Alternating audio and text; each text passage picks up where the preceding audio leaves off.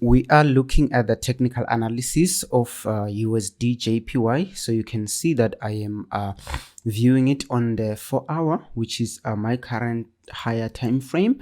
And as you can see, the market, it is moving up, but it is moving in a bit slower way compared to what it was doing previously. So we can see that its previous wave, it was a bit more aggressive, or the strength was so much high when it comes to the buyers.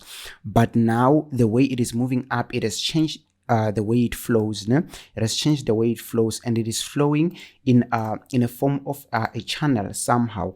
But this doesn't disqualify us from taking the market opportunity, although this means that the buyers, they are decreasing in strength, because you can see their previous impulsive move, that it was so much aggressive, meaning they were a bit stronger, but then now they are a bit struggling to push the market up. However, we have to understand the way the market flows. In this manner, the market is flowing in this kind of a pattern, so we have to take advantage of the move inside the channel. We are not looking forward for aggressive moves. We're just looking forward to take advantage of this move inside the channel. So as you can see that now it's like the market is starting to slow down, but we cannot clearly see this, although we can see this just a few reversal candles, but we cannot see clearly the structure of this move or this transition that is about to take place. So therefore we have to go to a bit lower time frame. So let's go to the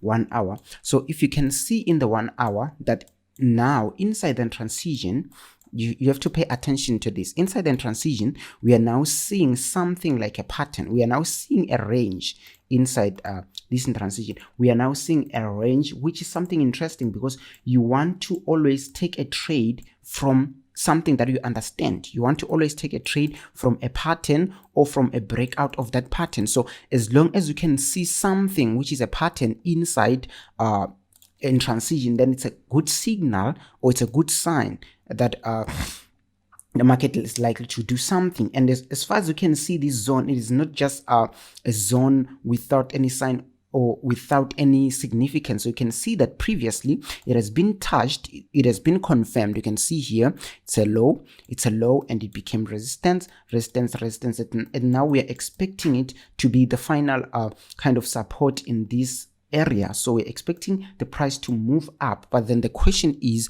how and when should we take the trade? So therefore we go to our 30-minute so that we can see clearly what is happening inside the transition. So looking at what is happening inside the transition, you can see that it's kind of a range.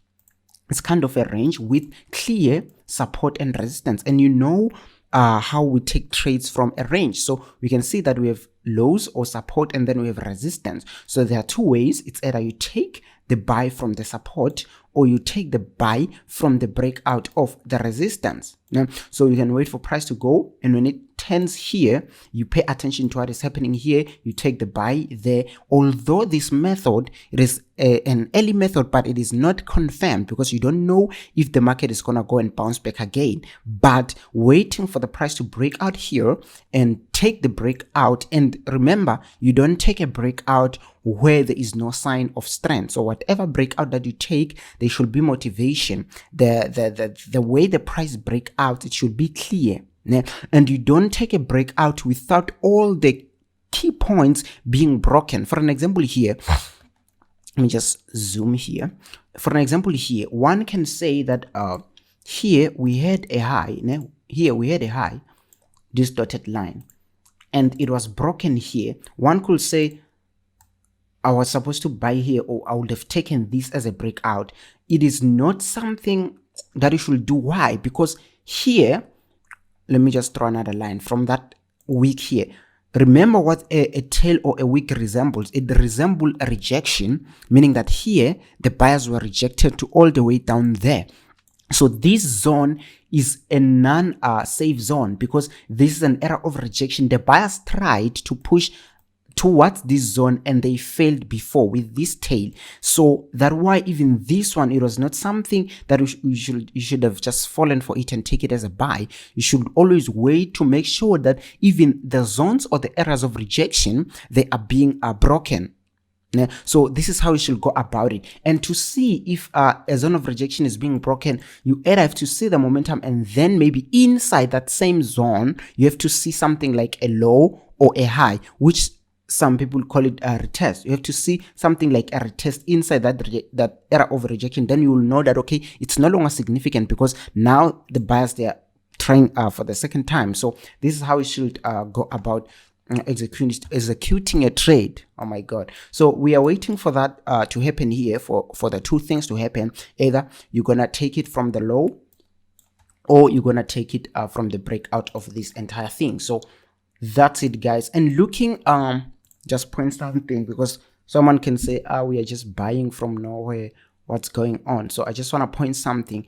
Looking at this, you saw it on the higher time frame. Even now, you can clearly see that this is some kind of an uptrend in a lower time frame. So we are not just predicting some kind of a buy from nowhere. So some kind of an uptrend, and we can see that we have clear higher lows and higher highs. We can see that it's so clear that the market is pushing up, although in the high time frame we saw that it's pushing up in a bit weaker way compared to this push here. So but that doesn't disqualify it as a buy. So buying opportunities coming in, just pay attention. And if the market doesn't do any of what we spoke about, or any of what you believe to be a buying confirmation, then you have to not take that trade. So that's it, guys.